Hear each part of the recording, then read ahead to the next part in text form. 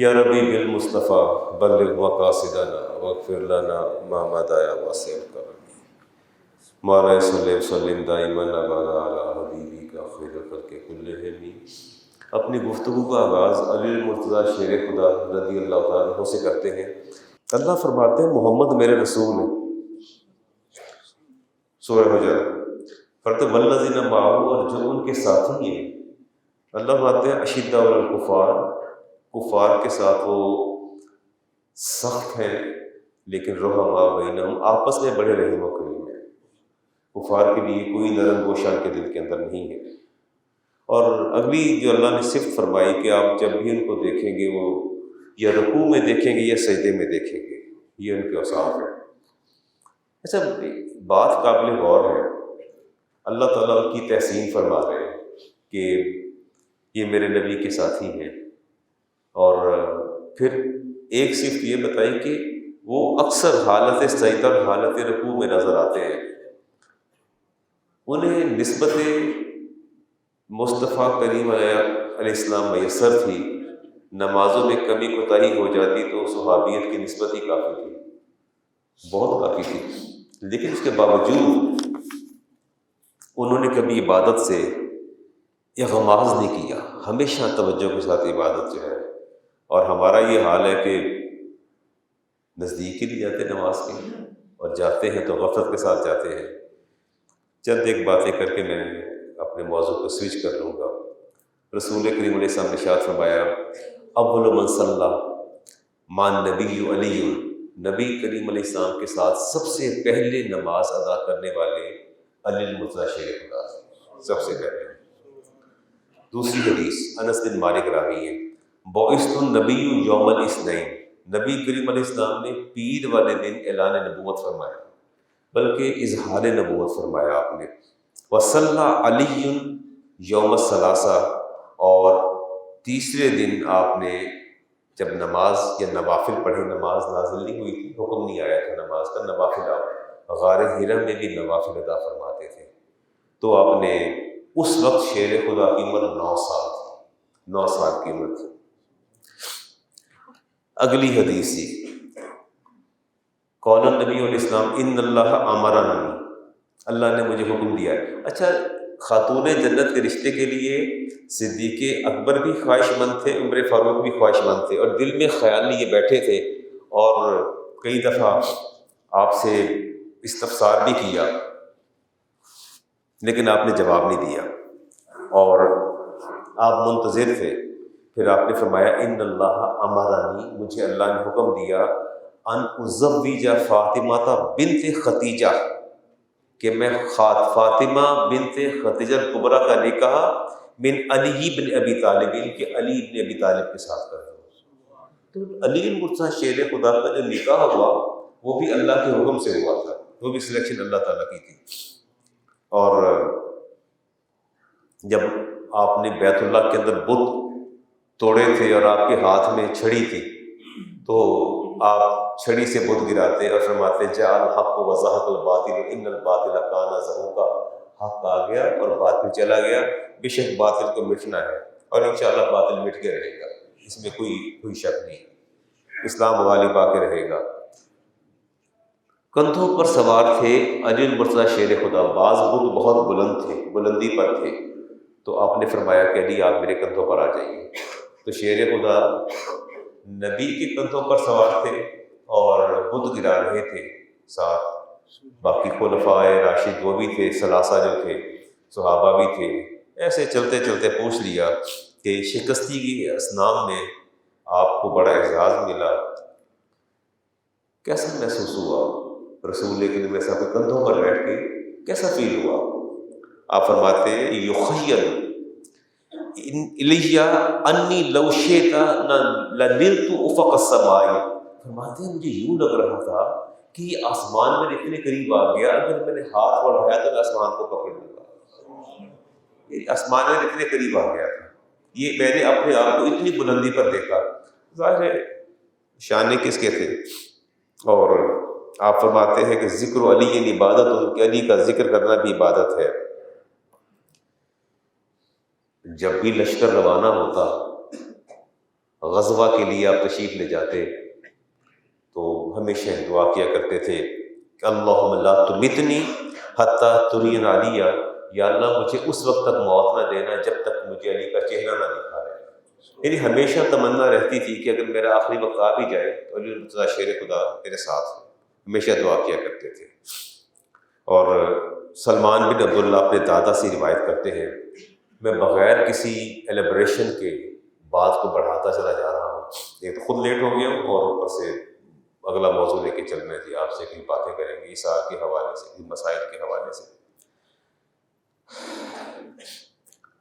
آپ امام نسائی نے حدیث کو نقل کیا، آپ گھر سے باہر تشریف لائے، اپنی صاحبزادی کے حجرے میں گئے تو علی المرتضیٰ شیر خدا چادر اوڑھ کر لیٹے ہوئے تھے۔ آپ نے پوچھا کیا ہوا؟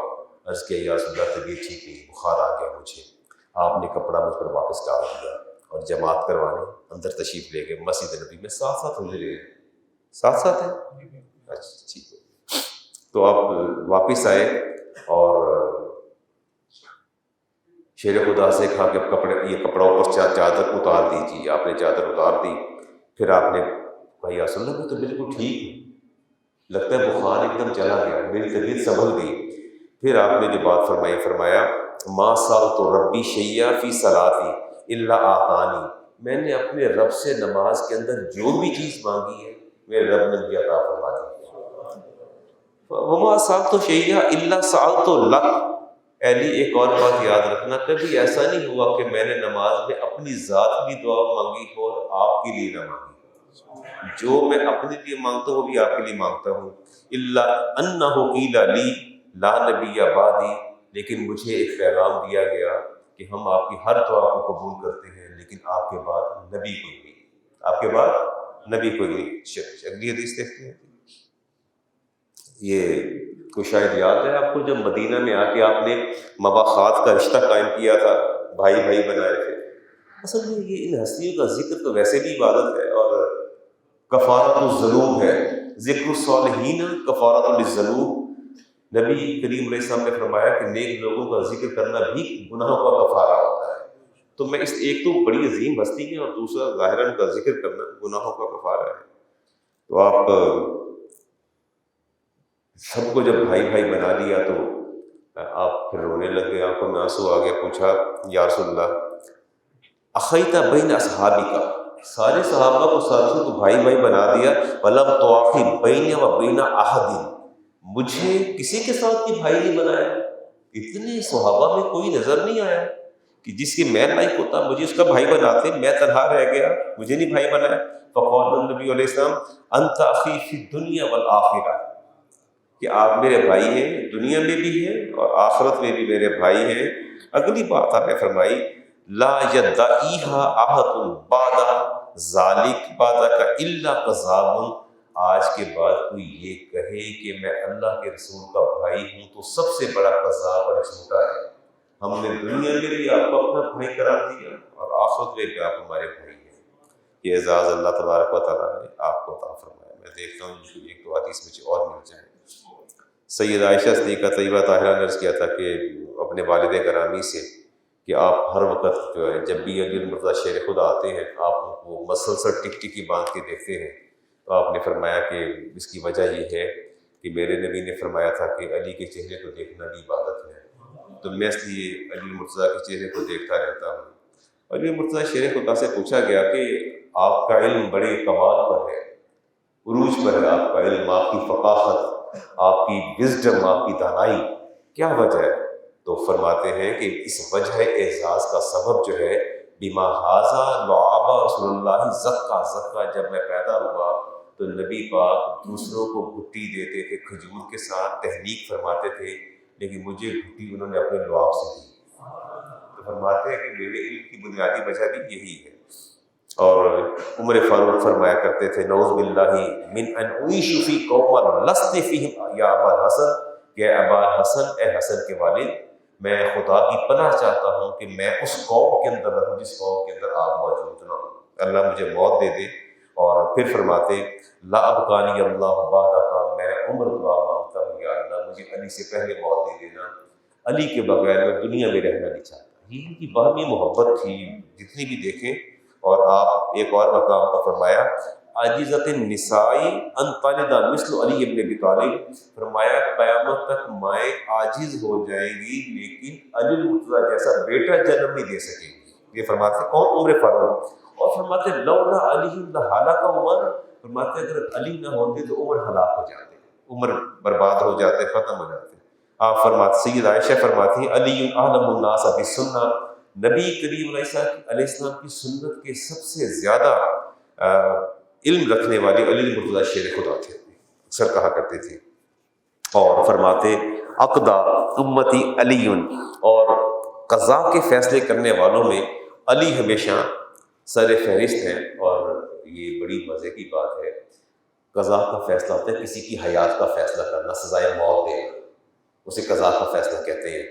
صدیق اکبر کے بھی دور میں، خلیفہ اول کے دور میں بھی شیر خدا تھے، مسند پر وہی فیصلہ کرتے تھے. دیگر مقدمات کا فیصلہ دوسرے قاضی کرتے تھے، کہ کسی کی موت کا فیصلہ، کسی کو پھانسی دینے کا، وہ فیصلہ شیر خدا کرتے تھے. عمر فاروق کے دور میں بھی آپ کرتے تھے، عثمان غنی کے دور میں بھی فیصلے آپ کرتے تھے.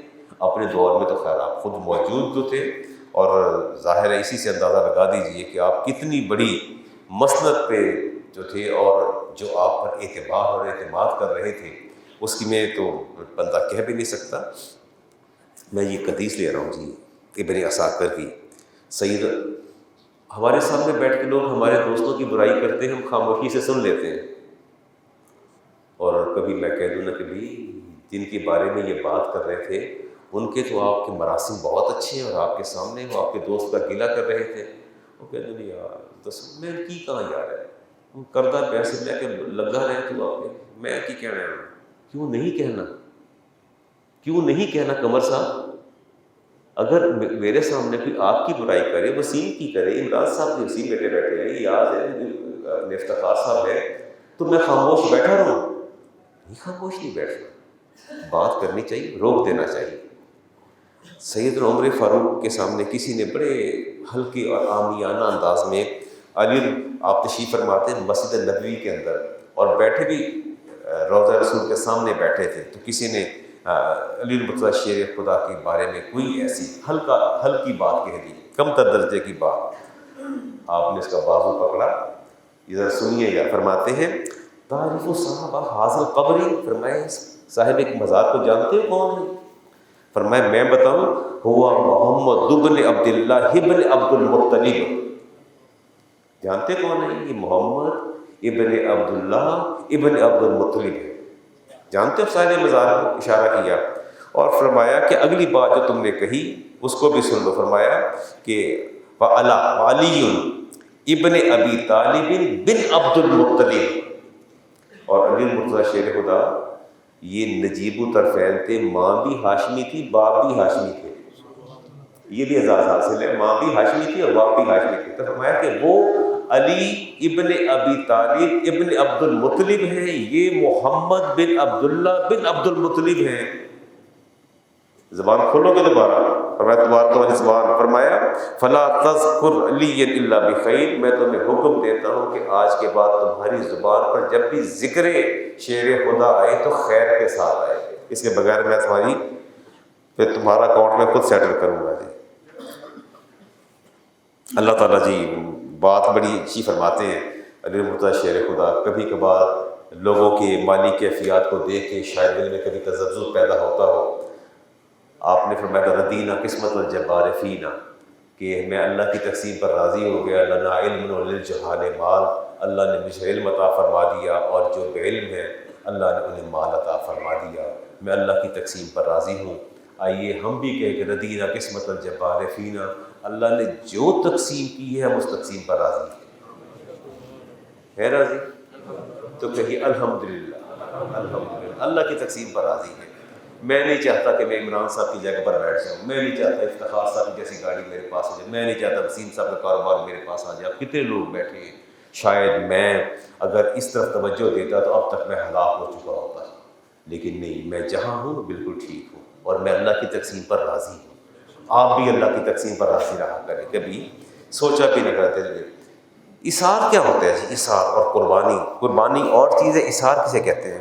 اللہ فرماتے ہیں وَيُؤْثِرُونَ عَلَىٰ أَنفُسِهِمْ وَلَوْ كَانَ بِهِمْ خَصَاصَةٌ، اللہ فرماتے ہیں میرے کچھ بندے ایسے ہیں جو اپنی ذات پر دوسروں کو ترجیح دیتے ہیں، اپنی ذات پر۔ اب وہ ترجیح ایسے دینی ہے آپ نے کہ اگر آپ اکٹھے کھانا کھا رہے ہیں، ڈونگا آپ کے پاس سالن کا آ گیا ہے، اور اس کے بعد آپ نے سب سے پہلے اس میں لیگ پیس بھی نکال لینے ہیں، 4-5 بوٹیاں نکال کے اپنی پیٹ میں بھر لینی ہیں، اور پھر کہنا کہ میں اللہ کا بندہ ہوں، میں سارا کچھ نکال کے پیٹ میں ڈال دیا، شوربہ اور 2-3 ہلکے درجے کی بوٹیاں اگلے کے آگے رکھ دینی ہے، اور پھر کہنا کہ میں نے اثار کر دیا۔ ایسا ہوتا نہیں ہے؟ آپ کسی کے آگے ڈونگا رکھ کے دیکھیں تو صحیح، اگر وہ آپ کو دے دے۔ ہاں ایک احسان وہ آپ پر کرے گا، ایک احسان وہ ضرور کرے گا، اور جب آپ وہ چڑھتی نگاہوں سے ڈونگے کو دیکھ کے ایسے کریں گے، وہ ڈونگا پکڑ لے کے گا اور ادھر آ اے سالن ہو لے کے آ، یہ آپ پر احسان کرے گا کہ وہ اسے کہہ دے گا ادھر آ پہلے تو سالن لے کے آ۔ تمہیں خود خدا کا خوف نہیں آیا؟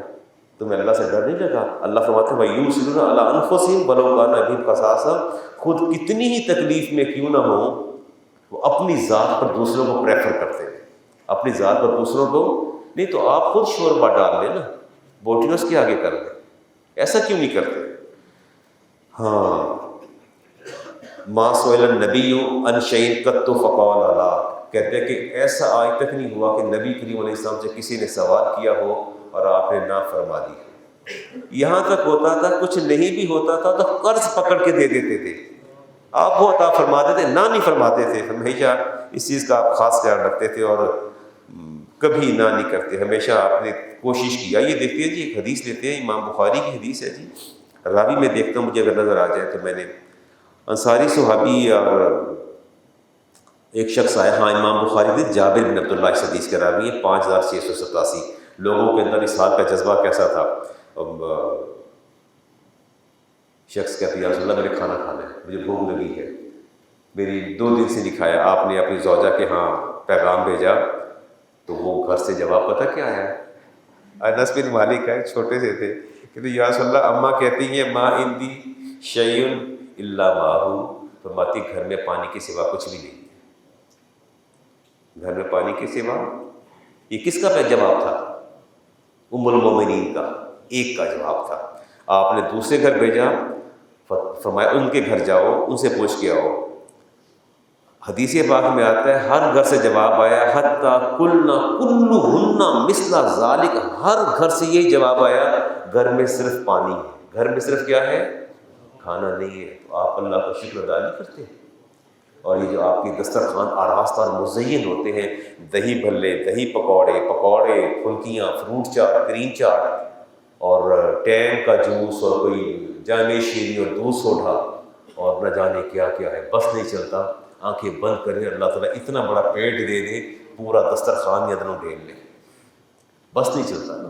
اب اسٹمک کا تو ایک اپنا پیرامیٹر، اپنے ڈومین ہے، وہ اتنا ہی قبول کرے گا نا جتنا لینا ہے۔ دونوں گھر سے جواب آ گیا۔ پھر آپ نے فرمایا کسی کے گھر میں کچھ ہے اس کو کھلانے کے لیے؟ ایک انصاری صحابی طلحہ تھے، پوچھا حل انتا کا شیء، تیرے گھر کوئی چیز ہے کھانے کے لیے؟ تو کہ یا رسول اللہ مہمان مجھے دے دیجیے، میں لے جاتا ہوں۔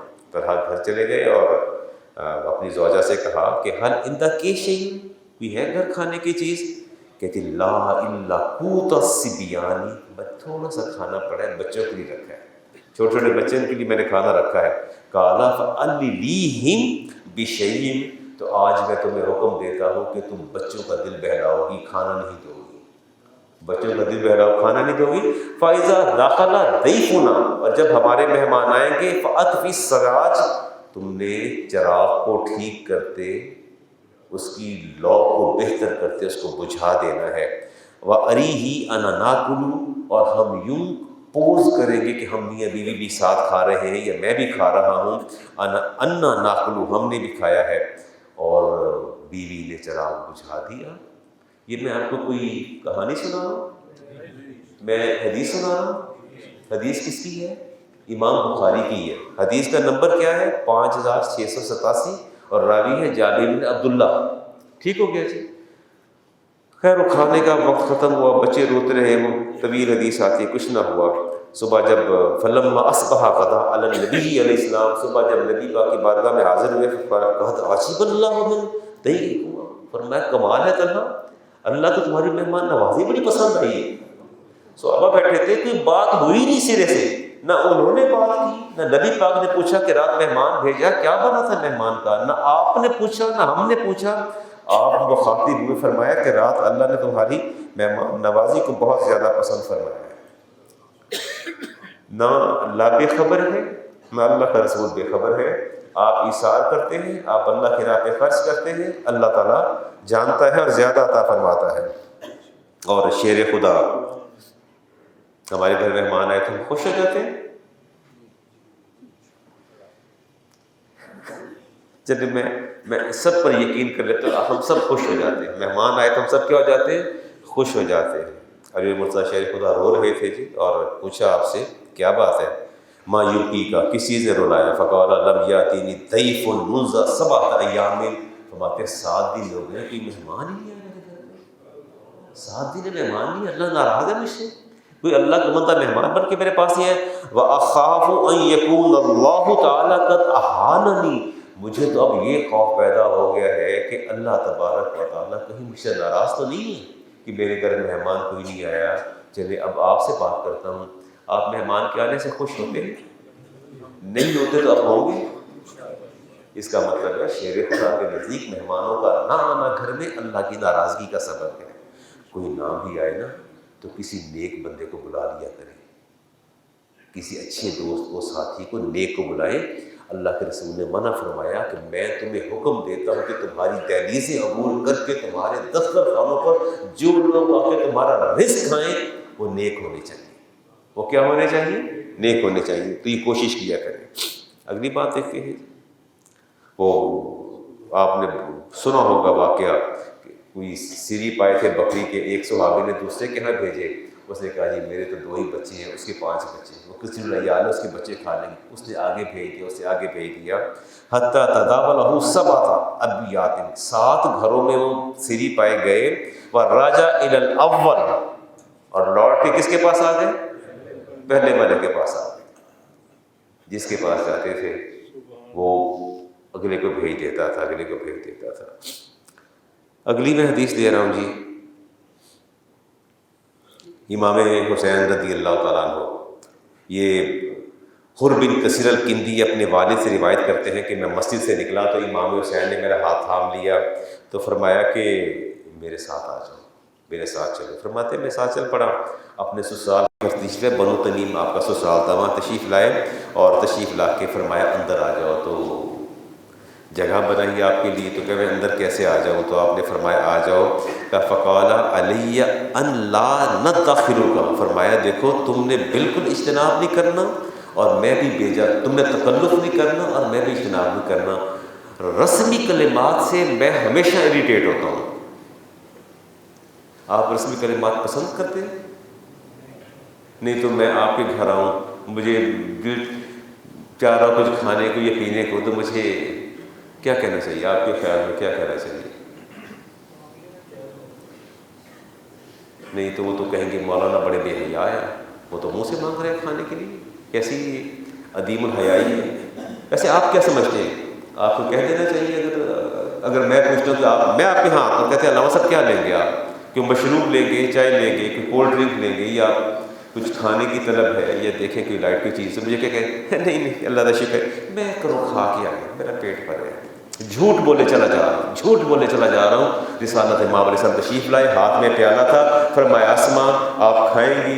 عرض کیا رسول اللہ مجھے بھوک نہیں، فرمایا اسما چپ کر جائیے، بھوک اور جھوٹ کو اکٹھا نہیں کرتے۔ کیوں اپنے نامہ اعمال میں کیوں آپ جھوٹ لکھوا رہی ہیں؟ ہمیں پتہ ہے کہ آپ کے چہرے کے تاثرات بتا رہے ہیں کہ آپ کو طلب ہے، کیوں کہا کہ مجھے طلب نہیں؟ یہ کھائیے۔ چلیں آج یہ فیصلہ تو کریں کہ کسی کے یہاں مہمان جائیں گے، اگر وہ پوچھ لے اسے تردد میں نہ ڈالیے گا، لیکن یہ بھی نہ کہیے گا کہ نہیں اللہ کا شکر ہے میں کرو کھا کے نکلے۔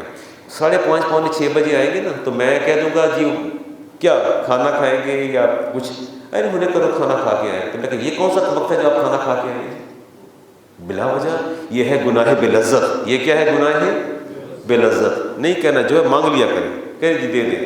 باہر سے کچھ نہ منگوائیے، تردد نہ کیجیے، چائے دے دیجیے، بسکٹ دے دیجیے، کچھ جو لینا ہو لے لیا کریں، نہ بولا کریں. وہ آپ نے فرمایا لا نتخلک ولا نکلفک، فرمایا نہ میں تم تکلف کرو گے اور نہ ہی میں کوئی اجتناب کروں گا. آپ نے اس کو کھانا بھی کھلایا، ودعا بطیب، اس کو خوشبو بھی دی، فاصبت منہ، اس کو اپنے ہاتھوں سے خوشبو لگائی. ثم رفع مصلاہ، پھر اپنا مصلا اٹھایا. فاخرج من تحتہ کیسا فی دراہم، کچھ درہم نکالے. فدفع الی، مجھے کہا یہ لے لیجئے، خرچ کر لیجئے گا، مجھے خوشی ہوگی. اچھا آپ کو کوئی دے تو کیا کہیں گے؟ آپ اصلاح احوال نہیں چاہتے؟ عمران صاحب اصلاح احوال تو نہیں. عمران صاحب میں آپ کے گھر آیا، آپ نے مجھے خوشبو دے دی، ساتھ کچھ ہدیہ یا کوئی سوٹ دے دیا، تو مجھے کیا کہنا چاہیے؟ نہیں نہیں نہیں، میں لوڑ نہیں ہے، رکھو، بڑے سوٹ پہنے کرتے اندر، اللہ کا بڑا شکر ہے کرم ہے. تو کیا وہ اندھا ہے جس کے گھر آپ آئے، اسے نہیں پتا کہ آپ پر اللہ کا کرم ہے؟ کیا محبتوں اور چاہتوں کا، راحتوں اور الفتوں کا جواب یوں دیتے ہیں؟ اس کو قبول فرمائیے. تہادو تہابو، حدیث پاک میں آتا ہے تحائف دیا بھی کرو لیا بھی کرو، اللہ ان کے ذریعے تمہارے دلوں میں تمہاری محبت کو مسلم فرما دے گا، دگنا فرما دے گا. آگے سے رسمی کلمات نہ کیا کرے، ایتی کی لوڑ سی، رہن دینا سی، بس ایویں تکلیف ہی پہ کر دے. کیا رسمی کلمات کہتے ہیں؟ کس کو سناتے ہیں؟ جس کو سنا رہے ہیں وہ آپ سے زیادہ تیز اور ہوشیار ہے، اس کو پتہ ہے کہ آپ پوز کر رہے ہیں. سمپلی اس کا شکریہ ادا کریں، اس کے رزق میں دعا کریں، رزق کے لیے دعا کریں، رزق میں برکت کی دعا کریں کہ اللہ آپ کے رزق میں برکت عطا فرمائے، اللہ آپ کی دنیا آخرت اچھی فرمائے. اس کو دعا دیں، اس کو ہمیشہ دعا دے کے نکلیں. جو دے خوشی سے قبول فرما لیں اور دعا دے کے باہر آ جائیں. یہ اپنی رسمی کلمات جو ہیں اس کو اپنے پاس رکھنا چاہیے. تو انہوں نے شکریہ ادا کیا اور کہا کہ میں نے اسے قبول کر لیا، اور قبول کرنے کے بعد جو ہے وہ اللہ تعالیٰ، امام بخاری کی حدیث دے رہا ہوں جی، انفق علیک، حدیث قدسی ہے. حدیث قدسی پتہ نہیں کیا ہوتی ہے؟ حدیث قدسی کیا ہوتی ہے؟ یہ کلام رب ہے، یہ کلام قرآن کا حصہ تو نہیں پر ہے کلام رب. اس میں نبی پاک کا ایک اپنا لفظ بھی اپنا اس میں شامل نہیں ہے. یہ کلام رب ہے جو براہ راست حدیث قدسی، قاسم صاحب اسے حدیث قدسی کہا جاتا ہے. اللہ تعالیٰ فرماتے ہیں انفق علیہ کا، تم دوسروں پر خرچ کرو، میں تم پر خرچ کروں گا. کس نے کہا؟ اللہ تعالیٰ نے فرمایا. وقال ید اللہ ملأ، اللہ فرماتے ہیں تمہارے رب کا دست قدرت ہمیشہ بھرا رہتا ہے، تمہارے رب کا دست قدرت ہمیشہ بھرا رہتا ہے. اور پھر فرمایا لا تغیدها نفقۃ سحاء اللیل والنہار، فرمایا صبح و شام خرچ کیا کرو، جتنی ہمت اور توفیق ہو دے دیا کرو. وقال اریتم، اللہ فرماتے کیا تم نے دیکھا ما انفق منذ خلق السماء والارض، جب سے میں نے زمین اور آسمان پیدا کیے ہیں میں انسان کو نعمتیں دیے چلے جا رہا ہوں، دیے چلے جا رہا ہوں. روشنی ہے، دھوپ ہے، ہوا ہے، پانی ہے، حیات ہے، ہر طرح پھل ہے، باغات ہیں، ساری نعمتیں دیتا چلا جا رہا ہوں، دیتا جا. فَإِنَّهُ لَمْ يَغْدِي مَا فِي يَدِي، کیا تم نے اپنے رب کے دست قدرت کو کبھی خالی دیکھا ہے؟ دیکھا ہے؟ آپ کے رب کا ہاتھ کبھی خالی ہوا؟ دست قدرت کبھی خالی ہوا؟ اللہ فرماتے ہیں کہ میرے بندے اس طرح خرچ کر جس طرح میں نے جب سے زمین و آسمان تخلیق کیے میں خرچ کرتا دیتا جا رہا ہوں، دیتا جا رہا ہوں. اگر تمہارے رب کا دست قدرت اب تک نہیں خالی ہوا تو تمہارا بھی نہیں ہوگا، آپ کا بھی نہیں ہوگا. دیتے ہوئے سوچا نہ کرے، اللہ کے نام پہ دے دیا کرے، اور اس کے بعد فکر مند بھی نہ ہوا کرے. اگر آپ کے رب کا دست قدرت اتنا دینے کے باوجود خالی نہیں ہے تو آپ جب رب کی سنت پر عمل کریں گے تو آپ کو کیسے خالی ہو جائے گا؟ آپ کا بھی خالی نہیں ہوگا. ٹھیک ہے جی، چلتے آگے. ہاں میں بعض اوقات احادیث پڑھتا ہوں، پڑھاتا ہوں، تو مجھے رسول کریم علیہ السلام کے بعض لفظ ایسے کلک کرتے ہیں کہ میں کتنی دیر اس میں پھنس جاتا ہوں. ایک حدیث میں آپ کو سناتا ہوں جی، یہ لفظ جب میرے سامنے آیا تو میں کتنی دیر، امام مسلم کی حدیث ہے، ایک شخص آیا اور رسول کریم علیہ السلام تشریف فرما تھے اور وہ سب کو دیکھے جا رہا تھا، باری باری سے دیکھے جا رہا ہے، غور سے دیکھے چلا جا رہا ہے. آپ سمجھ گئے کہ یہ کیا کہنا چاہتے ہیں، کیا اس کی کیا تقاضا کیا ہے. فرمایا من کان له فضل زاد، فرمایا فلیعود به علی من زاد له. اب حدیث پر میں ترجمہ کرتا ہوں، آپ نے غور سے سننا ہے. پہلے بھی ایک بات سنیں، یہ گھڑی میں دے دیتا ہوں فیصل صاحب کو، اپنے وسیم صاحب بیٹھے ہیں تو اب میں کیا کہوں گا بھائی آپ نے دیکھ لی تو واپس لوٹا دیں. یہی ہے نا, لوٹانے کا کیا مطلب ہوتا ہے؟ اگر میں کہتا ہوں میری چیز لوٹا دیں, اس کا کیا مطلب ہوتا ہے کہ میں مالک ہوں؟ ایسے ہی ہے نہیں, ایسا نہیں, چیز تو اسی پر لوٹائی جاتی ہے. میں کہتا ہوں لوٹا دیں واپس. حدیث کے لفظ سنیے گا, آپ نے من کان لہ فضل الزائد من ذات, جس کے پاس زاد رہا زیادہ ہے, فلیعود بہ, فرمایا اس رزق کو اپنے بھائی کو واپس لوٹا دے. آپ کو فلسفہ سمجھ نہیں آیا, آپ نے نبی کی بات سمجھ نہیں آئی, آپ نے پیغام دیا کہ تیرے پاس جو زائد رزق ہے وہ تیرا نہیں ہے, وہ اس کا ہے جس کو تم نے واپس لوٹانا ہے. اپنا کمال اور اپنا فن نہ سمجھ, فلیعود لہ, اس کو واپس لوٹاؤ. اللہ فرماتے ہیں حق للسائل والمحروم, ہم نے تمہارے مالوں کے اندر دوسروں کا حق رکھ دیا ہے. دوسروں کو کیا رکھا ہے؟ حق رکھ دی ہے. میرے نبی فرماتے ہیں جو زائد ہو اس کو لوٹاؤ. لوٹانے سے اندر فلسفہ یہ ہے کہ تم اس کے مالک نہیں ہو, اصل مالک اس کا یہ ہے جس کو رب نے مالک قرار دیا. یہ سارے روزی کے وسائل پر قابض ہو کے بیٹھ جانا اور پھر سمجھنا کہ یہ سب کچھ میرا ہے, تو میں اس کو واپس لوٹاؤں. غلطی نہ کرو. ایک کا کھانا 2 بندوں کے لیے کافی ہوتا ہے. ایک اگر میرے لیے کھانا ہے تو کیا اس کو 2 بندے کھا سکتے ہیں؟ نہیں, یہ کم پڑ جائے گا. 2 روٹیاں آئی ہیں, میں کہہ رہی یار پہلے 2 روٹی تو نہ لا کے بہ گئے. نہیں ہوتا نہیں ایسا. بلکہ جو بہت ہی وفاشار بیویاں ہوتی ہیں اور بہت ہی محبت کرنے چاہنے والی, تو وہ کہتی ہیں کہ پہلے کھانا تھوڑا جائے کرما والے کھاندی تھوڑا نے, وہ تو یہ آ کے بہ گئے نال. کبھی کبھی مہمان آ جائے تو ان کو بڑی فکر لگ جاتی ہے کہ شوہر کے ساتھ آ کے بیٹھ کے کھا کے کھانے کو کم کر دے گا. ہم تو ایسا نہیں سوچتے نا, نہیں, ہم میرے بات کا جواب نہیں دیتے. ہاں بھائی نوید صاحب وہی ہے نا, اس کو ہلائیے, ساتھ چھوٹے کو ہلائیے, اس کو نیند تو نہیں آ رہی. اچھا آئیے سنیے, امام بخاری کی حدیث لیتے, امام مسلم کی حدیث دیتے ہیں, طعام الواحد یکفی الاثنین. یہ مجھے 40واں سال ہے اس حدیث کو پڑھاتے ہوئے مدرسے کے اندر. فرمایا یاد اے صحابہ یاد رکھنا, ایک بندے کا کھانا 2 کے لیے کافی ہوتا ہے. دونوں بسم اللہ پڑھ کے ہاتھ ڈالو, اللہ برکت دے دے گا. فرمایا وطعام الاثنین یکفی الاربع, اور 2 کا کھانا 4 کے لیے کافی ہوتا ہے. بسم اللہ پڑھو اور ہاتھ ڈالو. فرمایا وطعام الاربع, اور 4 کا کھانا یکفی الثمانیہ, 8 کے لیے کافی ہو جائے گا. بسم اللہ پڑھو, ہاتھ ڈالو, اللہ تمہیں سیر فرما دے گا. اللہ تمہاری سوچ فکر اور دل کو غنی فرما دے گا. اور ہم تو ایسے ہی کریں گے انشاءاللہ ایسے ہی کریں گے. مجھے دیکھ کے نا بچے ڈر جاتے ہیں کہ یہ علامہ صاحب میری طرف دیکھ رہے ہیں, کچھ کہنے لگیں گے. نہیں ہوا, دیکھیں میرا کام ہے تبلیغ کرنا, آپ کو سمجھانا. اتنی دور سے آپ لوگ آئے ہیں, مشقت اٹھائی ہے, کب کہ آپ تشریف لا کے بیٹھے ہیں, اور میں دین بھی نہ سکھاؤں آپ کو, آپ کے نبی کی باتیں نہ سکھاؤں آپ کو, تو پھر کون سکھائے گا؟ میں نہیں سکھاؤں گا تو کون سکھائے گا؟ کوئی نہیں سکھائے گا. یہ میں نے ہی سکھانی ہے, اور میں دین کو چھپا نہیں سکتا بالکل, اور نہ ہی. اچھا میں کچھ آپ کو پیغمبرانہ صفات آپ کو بتانا چاہتا ہوں, تو کیا آپ علی آپ اپنے اندر پیدا کرو گے؟ کچھ صفات ہیں جو میرے نبی نے فرمائی کہ تو اپنے اندر یہ پیدا کرو, یہ پیغمبرانہ صفات ہیں. نمبر 1, پہلی بات آپ نے اثار کرنا ہے. کیا کرنا ہے؟ اثار آپ کا ہر جگہ نظر آنا چاہیے.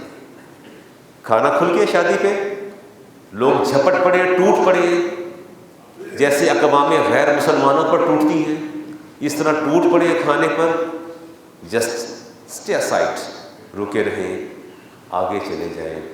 ذائقہ یہاں تک ہوتا ہے, حلق تک. جب یہاں سے نیچے اتر جائے تو پتہ نہیں کیا دال اتری ہے, یہ گوشت اترا ہے. ڈزنٹ میٹر, کوئی پرواہ نہ کرے, ٹھیک ہے. آرام سے, نہ دھکا دیں, نہ کسی کی قمیض پہ سالن گرائیں, بلکہ اس کو موقع دیں کہ وہ اپنی طبع کے مطابق ڈال لیں. ڈونگا سامنے آ جائے, تھوڑا سا لے کے اس کے آگے سرکا دیں, اسے اثار کہتے ہیں. اور بھی بہت سی باتیں میں مثال دے کے سمجھاتا ہوں. نمبر 1, دوسری بات ہے کہ آپ نے بن مانگے دینا ہے. یہ پیغمبرانہ صفت ہے. کیسے دینا ہے؟ نمبر 3, اور جب دینا ہے, دیے ہوئے کو تھوڑا سمجھنا ہے. کیا سمجھنا ہے؟ اور دل میں لانا ہے کہ اللہ تعالیٰ مجھے اور توفیق دیتا تو میں اور دیتا. اس دیے ہوئے کو آپ نے کیا سمجھنا ہے؟ تھوڑا سمجھنا ہے. پھر فرمایا بغیر احسان کے دینا ہے, بغیر احسان کے دینا ہے. اور اگلی بات ہے بغیر ریاکاری کے دینا ہے. بغیر, یہ ریاکاری سے کیسے دینا ہوتا ہے؟ کوئی کڑوی سی سخت سی بات کہہ دوں بغیر کرٹیسزم کے، بغیر اچھا آپ نے مجھے ایک سوٹ دینا ہے، آپ کے دل میں خیال ہے کہ مولانا نیک آدمی ہیں، دین پڑھتے پڑھاتے ہیں، پہنیں گے تو جب تک ان کے بدن پر لباس رہے گا اللہ تعالیٰ یہ لباس میرے لیے دعا کو حدیث پاک پڑھ رہا ہوں اور میری اللہ تعالیٰ دنیا اور آخرت اچھی کر دے گا، اور حدیث پاک میں آتا ہے عالم دین کو لباس پہنانا تمہیں رب جنت کا لباس پہنائے گا، اس پر 1 درہم خرچ کر دو۔ اب 2 طریقے ہیں، یا تو اس کا آسان طریقہ یہ ہے کہ آپ میرے شاگرد کو پکڑیں گے، علامہ صاحب کو پتہ نہ چلے، خاموشی سے کہیں گاڑی میں رکھ دو جا کے، میرا نام بھی نہ بتانا، میرا نام بھی آپ نے نہیں بتانا، اور یا کہنا ہے علامہ صاحب اے تھوڑے سے جوڑا لے آندے اے قبول فرماؤ، جوڑا تو دونوں طرف سے آ گیا، وہ آ تو گیا۔ میں احادیث اور قرآن کریم کی آیت پڑھوں تو بڑا خوف آتا ہے مجھے۔ نبی کریم نے فرمایا کہ آپ سے پوچھا گیا رسول اللہ سب سے طاقتور صدقہ کون سا ہے؟ بوقت تخلیق اللہ نے سب سے طاقتور چیز کیا پیدا فرمائی؟ فرمایا پہاڑ۔ فرمایا پہاڑ سے طاقتور چیز کیا ہے؟ فرمایا لوہا۔ فرمایا لوہا طاقتور ہے یا میزائل یاد کرواؤں آپ کو؟ ہے طاقتور، اسٹرینتھ ہے، ٹینک، ٹھیک ہے چلیں جی۔ فرمایا اس کے بعد لوہا، لوہے کے بعد پانی، پانی کے بعد آگ۔ پوچھا یا رسول اللہ اس سے بھی کچھ زیادہ سخت چیز اللہ نے فرمائی پیدا فرمائی ہے؟ امام ترمذی کی حدیث کا نمبر 3369، راوی انس بن مالک۔ فرمایا نعم ابن آدم تصدق بصدقۃ بیمینہ، فرمایا یخفیہا من شمالہ، فرمایا سب سے طاقتور وہ تمہارا تحفہ، ہدیہ، صدقہ ہے دائیں ہاتھ کو دے رہے ہو تو بائیں کو پتہ ہی نہ چلے، بائیں کو پتہ ہی نہ چلے، اپنا نام بھی نہ بتاؤ، چپ کر جائیں، چھوڑ دیں۔ اچھا جب ہم نیکی کرتے ہیں تو کس کے لیے کرتے ہیں؟ اللہ کے لیے۔ اللہ کو آپ بصیر سمجھتے ہیں؟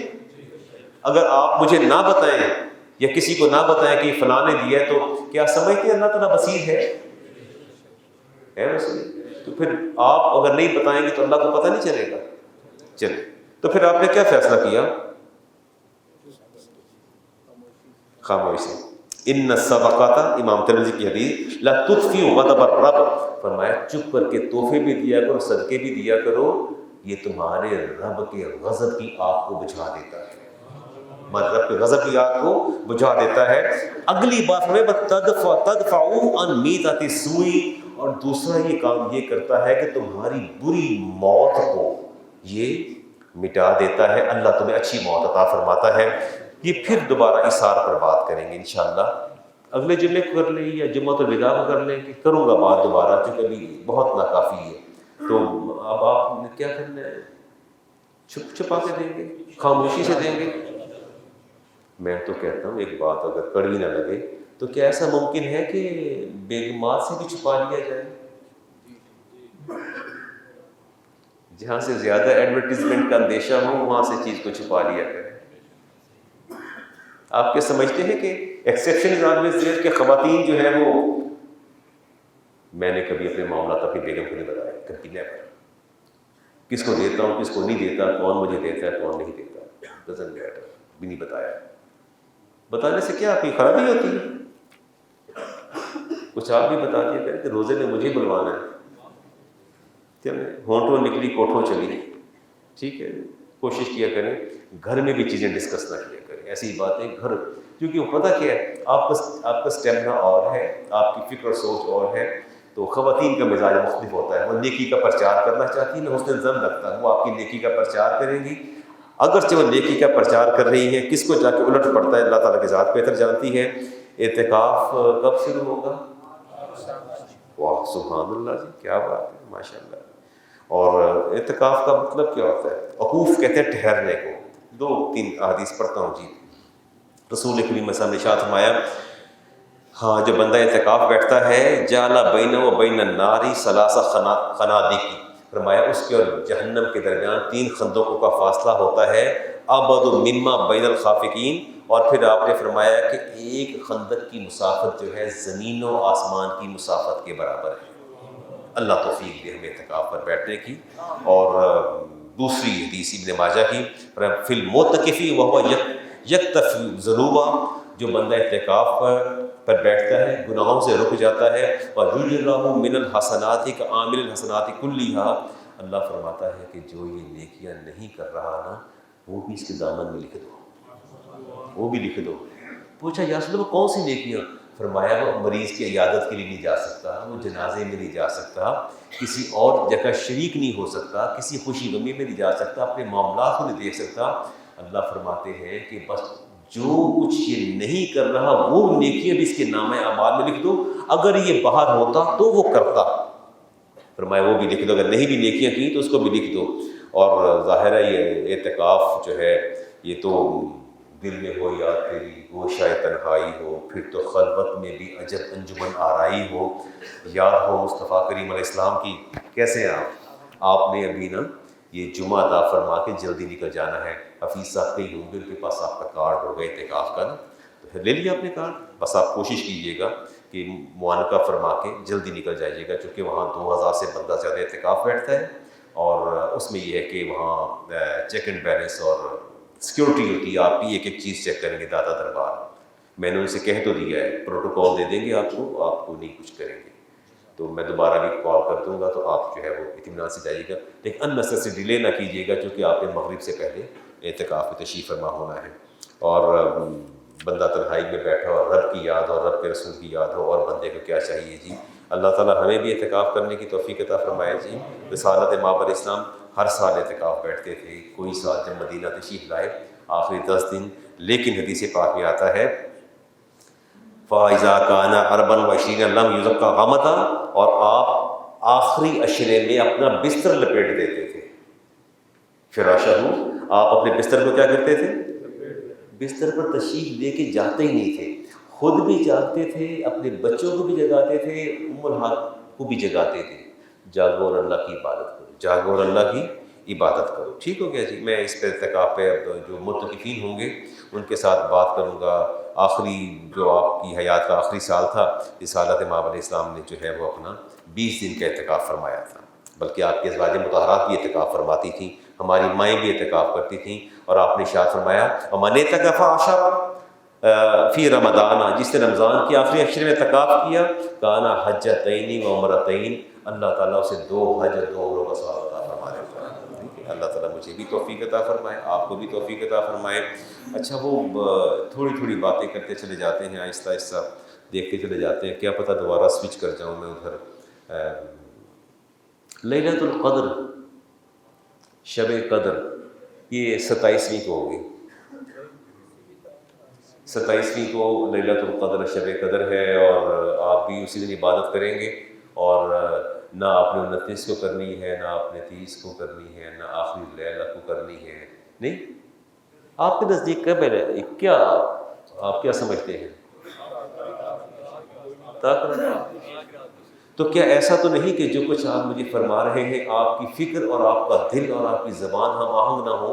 دل کچھ اور کہہ رہا ہو، زبان کچھ اور، زبان کہہ رہی ہے تاخراتے، اور دل کہہ رہے نہیں استعین نہیں استعین، ایسے۔ اچھا، آپ اس دفعہ آپ ایسا کیجیے گا، قاسم صاحب آپ ذرا آزما کے دیکھیے گا ذرا، اب یہ مجال ہے کوئی 21 کو مسجد میں آ جائیں؟ نہیں، 21 کو آئیں گے آپ نہیں، یو آر گریٹ، آپ عظیم لوگ ہیں، بڑے لوگ ہیں، میں ویسے بات کر رہا ہوں، مجال ہے 21 کو آ جائیں، نہ 23 کو آئیں گے، نہ 25 کو آئیں گے، نہ 27 کو یوں آئیں گے جیسے ایک سیل رواں انسانوں کا سمندر جو ہے وہ بہہ نکلا ہے، نہ 29 کو آئیں گے، نہ آخری رات آئیں گے۔ زبان سے سب کہتے ہیں جی وہ طاق رہتے، اور دل کہتے ہیں نہیں استعین، چپ کر، مولوی صاحب کو کی پتہ، یا آپ کو پتہ ہے؟ سب کو پتہ ہے۔ آئیے حدیث دیتے ہیں، عبادہ بن صامت فرماتے ہیں، ہم نے پوچھی یا رسول اللہ لیلۃ القدر کے بارے میں کچھ فرما دیجیے، تو ہمیں بتائیے، وَهِيَ فِي رمضان، فرمایا یہ ماہ رمضان میں ہوتی ہے، فرمایا التمسوها فی العشر الاواخر، اے عبادہ میں تمہیں حکم دیتا ہوں کہ لیلۃ القدر کو آپ نے رمضان کے آخری عشرے کی طاق راتوں میں تلاش کرنا ہے۔ اگر یہاں تک بات ہوتی تو میں خاموش ہوتا۔ فرمایا فَإِنَّهَا وِتْرٌ، فرمایا یہ طاق ہے، اوڈ نمبر ہے، نٹ ایون نمبر۔ فرمایا فی 21، فی 21، 20 اور 1، 20 اور 1 21۔ آج کیا ہے؟ رات کیا ہے؟ اچھا ماشاء اللہ۔ او 23 3 اور 20 23، ڈاکٹر صاحب 23، چلے۔ او 25 20 اور 5 25 او 27 20 اور 27 او 29 9 اور 20 29 او فی آخری لیلۃ یا یہ رمضان کی آخری رات ہوگی. اب ایک دفعہ میرے ساتھ مل کے کہہ لیجیے 21 آگے آخری رات جو ہوگی رمضان. ٹھیک ہو گیا. اب اس میں کوئی ابہام تو نہیں ہے. جی ارشاد.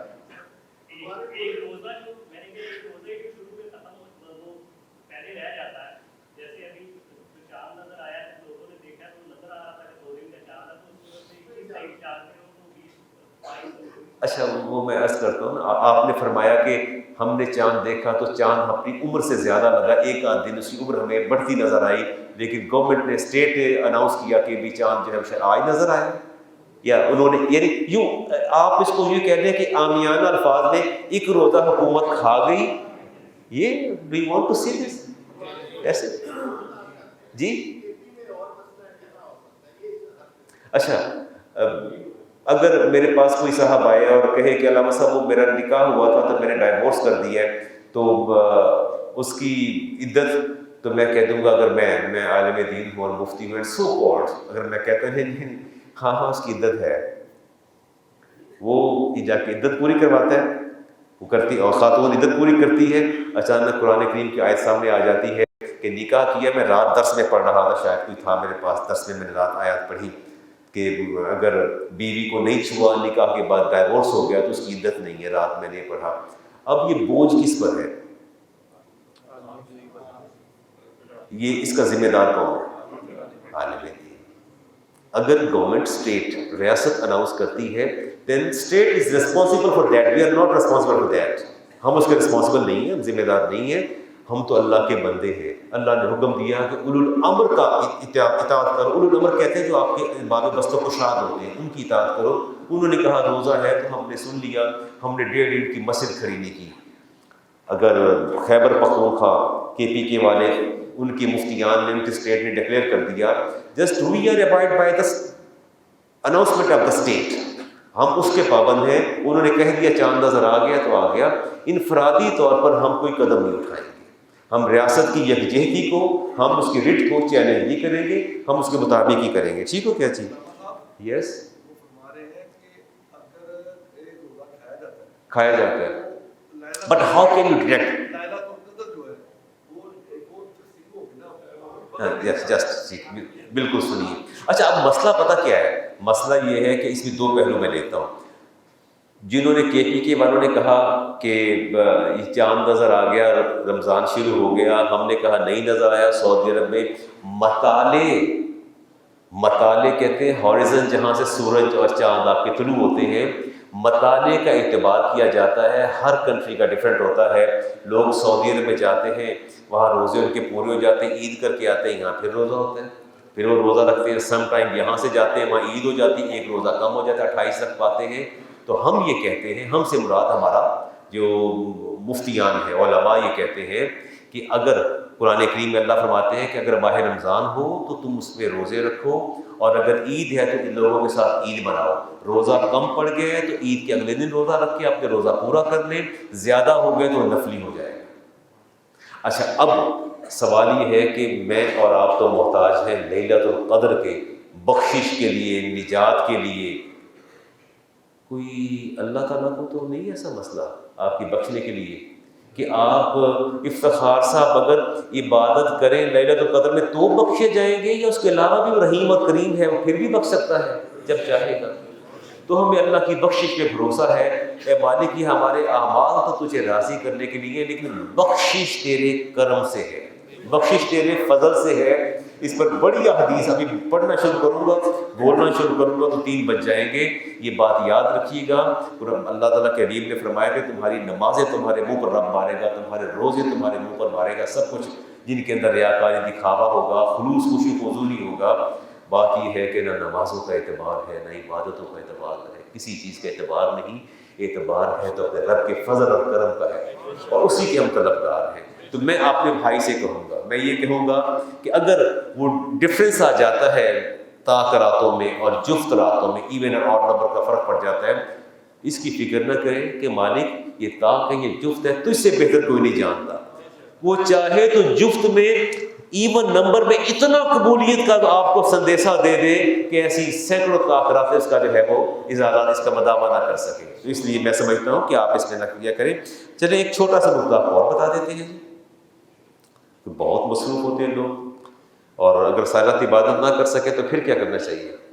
ہر بندہ نہیں کر سکتا، کوئی ٹرین پر ہے، کوئی جہاز پہ ہے، کوئی ہاسپٹلس کے اندر ہے، کوئی کہیں ہے، ہر بندہ اپنی جابس کرتے ہیں، ڈیوٹی کرتے ہیں، تو کوئی میرا خیال ہے کہ سیف پیسیج ہونا چاہیے، کوئی نہ ایزیسٹ وے ہونا چاہیے کہ بندہ اب میری بات کو جو باہر بیٹھے، جن کی نگاہیں میرے چہرے پر ہیں اور میری نگاہیں ان کے چہروں پر ہیں، میں یہ باہر دروازہ کھولا، ان سے بھی مخاطب ہوں، آپ سب سے مخاطب ہوں جہاں تک میری آواز جا رہی ہے۔ حدیث پاک کو سنیے گا، رسول کریم صلی اللہ علیہ وسلم نے ارشاد فرمایا من صلی العشاء عشاء الاخیرہ فی جماعت فی رمضان، فرمایا جس کسی نے عشاء کی نماز کو با جماعت ادا کیا اور اس کے بعد فجر کی نماز کو با جماعت ادا کیا، فقد ادرک لیلۃ القدر بنصب وافر، اس نے لیلۃ القدر کا وافر حصہ پا لیا۔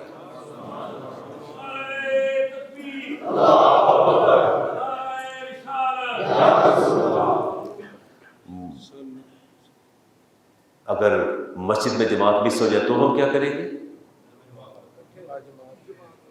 اپنی جماعت کروا لیں، اپنی جماعت کے لیے 2 بچے ہی پکڑ لیں گھر سے، 2-3 بچے پکڑ لیں، اور بیٹا نماز پڑھتے ہیں، ان کو پیچھا کھڑا کر لیں اور گھر میں جماعت کروا لیں، جماعت ہو جائے گی، شرعی حجت قائم ہو جائے گی، جماعت ہو جائے گی۔ کسی دوست سے کہہ دیں یار تو پڑھی نماز، آپ نے پڑھی، آپ نے ادا کی ہے، نہیں تو نہیں کر لی لوگوں نے، تو بچوں کو کھڑا کر لیں۔ کوئی آواز بات تو نہیں کی آپ نے؟ قضائے عمری پہ پھر بات کروں گا، وقت 2 بج گئے ہیں۔ اب ایسا کرتے ہیں کہ دعا کر لیتے ہیں، 2 دعائیں کر لیتے ہیں، اس کے بعد پھر اچھا جی بات یہ ہے کہ امام جعفر صادق رضی اللہ تعالیٰ عنہ نے یہ جابر بن عبداللہ نے اس کو وہ فرماتے ہیں کہ سید ابن طاؤس نے سے آپ نے فرمایا کہ دیکھو میری بات سنو کہ میں محسوس کرتا ہوں کہ ہو سکتا ہے یہ ہمارا آخری رمضان ہو۔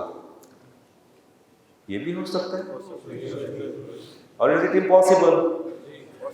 اچھا، یعنی ہمیں اس بات کا یقین ہے کہ اللہ تعالیٰ ہی کے پاس علم ہے ہماری حیات اور موت کا، کیا پتہ اگلے سال ہم نہ ہوں۔